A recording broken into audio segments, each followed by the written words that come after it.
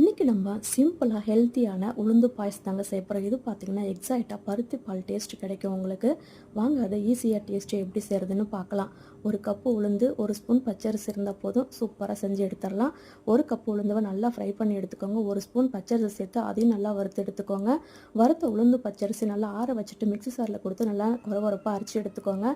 இப்போ ஒரு பாத்திரத்தில் 1.5 கப்பு வெல்லம் சேர்த்துட்டு 1 கப்பு தண்ணி சேர்த்து வெள்ளத்தை நல்லா கரைச்சி எடுத்துக்கோங்க. இப்போ அரைச்ச பவுடரும் ஒரு பாத்திரத்தில் சேர்த்துக்கோங்க. 1 கப்பு தண்ணி சேர்த்து நல்லா கரைச்சி எடுத்துக்கோங்க.